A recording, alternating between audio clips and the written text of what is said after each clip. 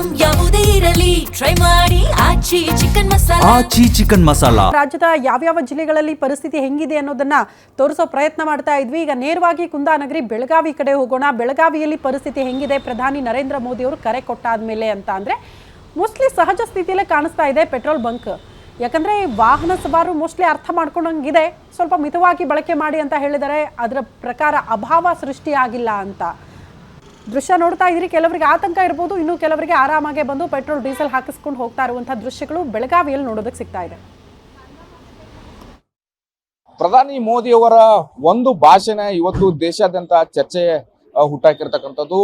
ಏನು 1 ವರ್ಷ ಚಿನ್ನವನ್ನ ಖರೀದಿ ಮಾಡಬೇಡಿ ಮತ್ತು ಪೆಟ್ರೋಲ್ ಡೀಸೆಲ್ ನ ನಿಯಮಿತವಾಗಿ ಬಳಕೆ ಮಾಡೋ ನಿಟ್ಟಿನಲ್ಲಿ ಒಂದು ಕರೆಯನ್ನು ಕೊಟ್ಟಿರ್ತಕ್ಕಂಥದ್ದು. ಹೀಗಾಗಿ ಸಾಕಷ್ಟು ಸಾರ್ವಜನಿಕ ವಲಯದಲ್ಲಿ ಚರ್ಚೆಗೆ ಗ್ರಾಸವಾಗಿರ್ತಕ್ಕಂಥ ಮತ್ತು ಆತಂಕ ಕೂಡ ಮುಟ್ಟಿಸಿರ್ತಕ್ಕಂಥ. ಯಾಕಂತಂದ್ರೆ ಎಲ್ಲಿ ಪೆಟ್ರೋಲ್ ದರ ಹೆಚ್ಚಿಗೆ ಆಗುತ್ತೋ, ಡೀಸೆಲ್ ದರ ಹೆಚ್ಚಿಗೆ ಆಗುತ್ತೆ, ಯಾಕಂತಂದ್ರೆ ಚಿನ್ನದ ಬೆಲೆ ಕೂಡ ಹೆಚ್ಚಿಗೆ. ಯಾಕಂತಂದ್ರೆ ಈ ರೀತಿ ಕರೆ ಕೊಟ್ಟಾಗ ಜನಸಾಮಾನ್ಯರಲ್ಲಿ ಸಾಕಷ್ಟು ಅಂತಂದ್ರೆ ಅವರಿಗೆ ಒಂದು ಭಯ ಸ್ಟಾರ್ಟ್ ಆಗುತ್ತೆ. ಯಾಕಂತಂದ್ರೆ ಹಿಂದೆ ಕರೋನಾ ಟೈಮಲ್ಲಿ ಕೂಡ ಒಂದು ಕರೆ ನಿಟ್ಟಿದ್ರು.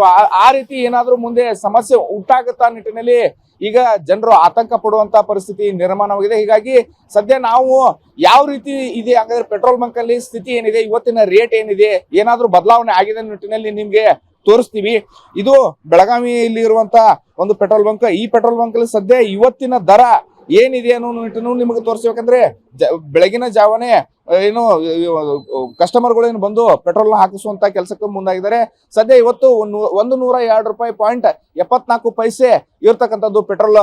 ಅದೇ ರೀತಿ ಡೀಸೆಲ್ ಕೂಡ 90 ರೂಪಾಯಿ .88 ಇರ್ತಕ್ಕಂಥದ್ದು. ಹಾಗಾಗಿ ಸದ್ಯ ಇವತ್ತು ಯಾವುದೇ ರೀತಿ ಬದಲಾವಣೆ ಆಗಿಲ್ಲ. ಯಾಕಂತಂದ್ರೆ ಯಥಾಸ್ಥಿತಿ ಏನ್ ರೇಟ್ ಇದೆ ಅದು ಇವತ್ತು ಇರ್ತಕ್ಕಂಥದ್ದು. ಹಾಗಾಗಿ ಜನರು ಕೂಡ ಅಂತಂದ್ರೆ ಬಂದು ಪೆಟ್ರೋಲ್ ಡೀಸೆಲ್ ಹಾಕಿಸ್ಕೊಳ್ತಾ ಇದ್ದಾರೆ, ಯಾವುದೇ ರೀತಿ ಸಮಸ್ಯೆ ಇಲ್ಲ. ಆದ್ರೆ ಜನರಲ್ಲಿ ಒಂದು ಆತಂಕ ಏನಿದೆ ಅಂತಂದ್ರೆ ಮೋದಿ ಅವರು ಹೇಳಿರುವಂತ ಮಾತು ಈಗ ಸದ್ಯ ಅವರಲ್ಲಿ ಆತಂಕ ಮೂಡಿಸಿರ್ತಕ್ಕಂಥದ್ದು. ಹಾಗಾಗಿ ಜನರು ಇದ್ದಾರೆ, ಅವ್ರನ್ನೂ ಕೂಡ ಮಾತಾಡ್ಸೋಣ. ಸರ್, ಇವತ್ತು ಮೋದಿ ಅವರು ಒಂದು ಕರೆಯನ್ನು ಕೊಟ್ಟಿರ್ತಕ್ಕಂಥದ್ದು, ಈ ನಿಟ್ಟಿನಲ್ಲಿ ತಮ್ಮ ಅಭಿಪ್ರಾಯ ಏನು ಅಂತ ಸರ್? ಈಗ ಇರೋ ಸಿಚುವೇಶನ್ ಅಲ್ಲಿ ಮಾತಾಡಬೇಕಂದ್ರೆ ಇರೋದೇ ನಮಗೆ ತುಂಬಾ ಇದಾಗ್ಬಿಟ್ಟಿದೆ, ಕಠಿಣ ಆಗಿಬಿಟ್ಟಿದೆ. ಡೈಲಿ ನಮ್ಮ ಕಮರ್ಷಿಯಲ್ ವೆಹಿಕಲ್ಗಳು ಓಡಾಡ್ತವೆ. 102, 99 ಡೀಸೆಲ್ ಅಂತ ಹಾಕ್ಸ್ಕೊಂಡು ಹೋದ್ರೆ ನಮಗೂ ತುಂಬಾ ಕಷ್ಟ ಇದೆ.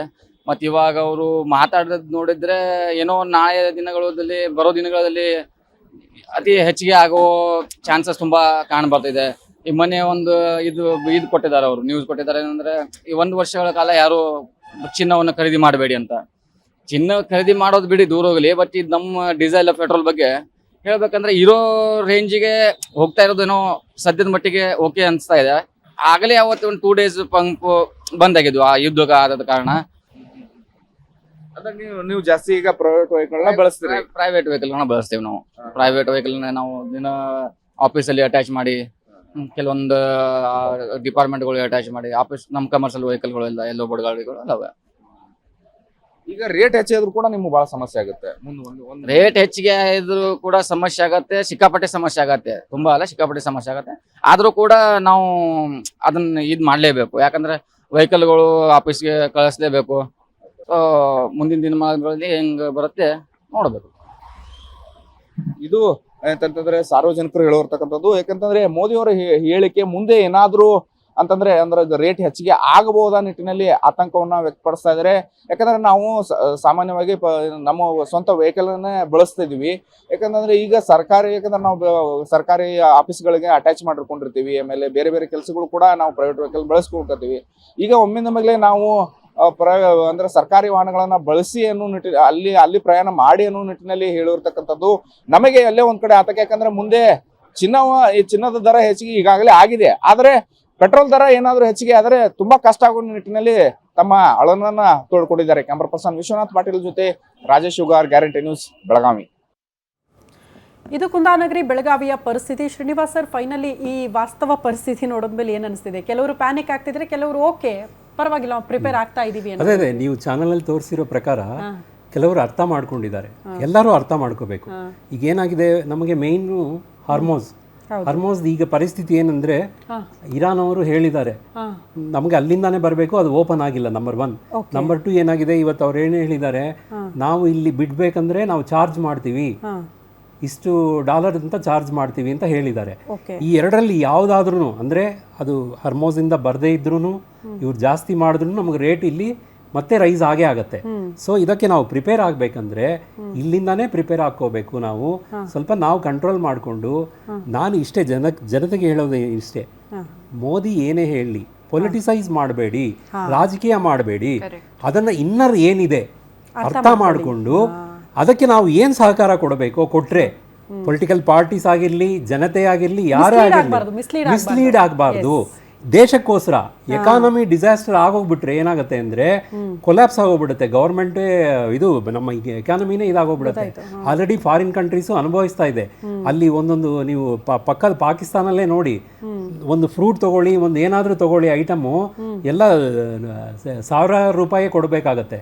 ಆ ಪರಿಸ್ಥಿತಿ ನಮಗೆ ಬರಬಾರ್ದು ಅಂದರೆ ನಾವು ಗೌರ್ಮೆಂಟ್ಗೆ ಸಹಕಾರ ಕೊಡಬೇಕು. ಅವರು ಕೆಟ್ಟದ್ದೇನು ಹೇಳಿಲ್ಲ, ಸ್ವಲ್ಪ ದಿನ ಪೋಸ್ಟ್ಪೋನ್ ಮಾಡ್ಕೊಳ್ಳಿ ಅಂತ ಹೇಳಿದ್ದಾರೆ.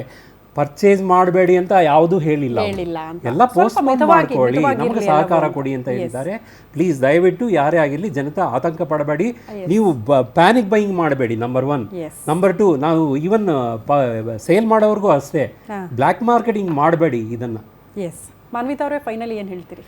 ಫೈನಲಿ ಇಷ್ಟೇ ಮೇಡಮ್, ವಿ ಆರ್ ಓಕೆ. ದೇಶಕ್ಕೋಸ್ಕರ ನಾವೊಂದಷ್ಟು ಸ್ಯಾಕ್ರಿಫೈಸ್ ಅನ್ನೋದು ದೊಡ್ಡ ಪದ ಆದ್ರೂ ಪರ್ಸ್ನಲಿ ಪ್ರೈವೇಟ್ ಆಗಿ ಯೋಚನೆ ಮಾಡಿದ್ರೆ yes we have to do, we are ready to do. ಆದರೆ ನಾನು ಮನೆಯಲ್ಲಿ ಈ ನ್ಯೂಸ್ ಕೇಳಿದಾಗ ನಮ್ಮ ಅಪ್ಪ ಅಮ್ಮ ಎಲ್ಲ ಹೇಳ್ತಾ ಇದ್ರು, ಅತ್ತೆ ಮಾವ ಎಲ್ಲ, ಇದೇನು ಫಸ್ಟ್ ಟೈಮ್ ಅಲ್ಲ ನಾವು ಇದನ್ನ ಕೇಳಿರೋದು ಅಂತ. 1962ನಲ್ಲಿ ಇಂದಿರಾ ಗಾಂಧಿ ಇದೇ ಕರೆ ಕೊಟ್ಟಿದ್ರಂತೆ ಎಲ್ಲರೂ emergency. Yes no yeah around that time ಎಲ್ಲ ಮಿತವಾಗಿ ಬಳಸಿ, ಇನ್ನು ಮುಂಚೆ 1962ನಲ್ಲಿ. ಆದರೆ ನಮ್ಮ ಭಾರತದಲ್ಲಿ ಆ ಕಲ್ಪಕಂದು ನಾವು ಲಾಸ್ಟ್ ಮಂತ್ ನೋಡಿದ್ವಿ, ಅದು ಫೈನಲ್ ಸ್ಟೇಜಿಗೆ ಬಂದಿದೆ. ಸೊ ನಮ್ಮ ದೇಶ ಪ್ರಗತಿ ಹೊಂದುತ್ತಾ ಇದೆ, ಕರೆಕ್ಟು. ಅದಕ್ಕೆ ನಮ್ಮ ಸಹಕಾರ ಇದೆ, we are with Modi. But please don't forget, public ಮೇಲೆ ಇನ್ಯಾವುದೂ ಬೆಲೆ ಏರಿಕೆ ಮಾಡಿ ತೊಂದರೆ ಕೊಡಬೇಡಿ, ರೈತರಿಗೆ ಸಹಾಯ ಮಾಡಿ. ರೈತರು ಆದಷ್ಟು ಆರ್ಗ್ಯಾನಿಕ್ ಕೊಟ್ಟಿಗೆ ಗೊಬ್ಬರ ಈ ಥರ ಇರತ್ತಲ್ವಾ, ಅದನ್ನು ಯೂಸ್ ಮಾಡಬೇಕು.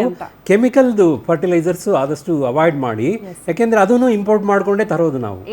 ವರ್ಕ್ ಫ್ರಮ್ ಹೋಮ್ ಅನ್ನೋದನ್ನ ಎಲ್ಲರೂ ಒಂದು ಸ್ವಲ್ಪ ಯೋಚನೆ ಮಾಡಿದ್ರೆ. ಥ್ಯಾಂಕ್ ಯು ಇಷ್ಟೊತ್ತು ನಮ್ಮ ಜೊತೆಗೆ ಇದ್ದಿದ್ದಕ್ಕಾಗಿ. ಎನಿವೆ, ಪ್ರಧಾನಿ ನರೇಂದ್ರ ಮೋದಿ ಅವರು ಕರೆ ಕೊಟ್ಟರು ಅಂದ ತಕ್ಷಣ ಎಮರ್ಜೆನ್ಸಿ ಬಂದಿದೆ ದೇಶದಲ್ಲಿ ಅಂತ ಅಲ್ಲ. ಮುಂದೆ ಆ ರೀತಿ ಅಭಾವ ಸೃಷ್ಟಿ ಆಗಬಾರ್ದು, ಸಮಸ್ಯೆಗಳು ತಲೆದೂರಬಾರ್ದು, ದೇಶದ ಆರ್ಥಿಕ ವ್ಯವಸ್ಥೆಯ ಮೇಲೆ ಸಮಸ್ಯೆಗಳಾಗಬಾರ್ದು ಅನ್ನೋ ಕಾರಣಕ್ಕೆ ಈಗಿನಿಂದಲೇ ಸ್ವಲ್ಪ ಸಪೋರ್ಟ್ ಮಾಡಿ ನಾಗರಿಕರಾಗಿ. ನಿಮ್ಮ ಜವಾಬ್ದಾರಿ ಕೂಡ ಇದರಲ್ಲಿ ಬಹುದೊಡ್ಡದು ಅನ್ನುವಂತಹ ವಿಚಾರವನ್ನು ಪ್ರಸ್ತಾಪ ಮಾಡಿದ್ದಾರೆ ಅಷ್ಟೇ. ಹಾಗಾಗಿ ಯಾರು ಕೂಡ ಆತಂಕ ಪಡಬೇಡಿ ಅಂತ ಹೇಳ್ತಾ, ಇದಾಗಿತ್ತು ಈ ಹೊತ್ತಿನ ವಿಶೇಷ. ಇದು ಗ್ಯಾರಂಟಿ ನ್ಯೂಸ್, ಸುದ್ದಿ ಖಚಿತ, ನ್ಯಾಯ ನಿಶ್ಚಿತ.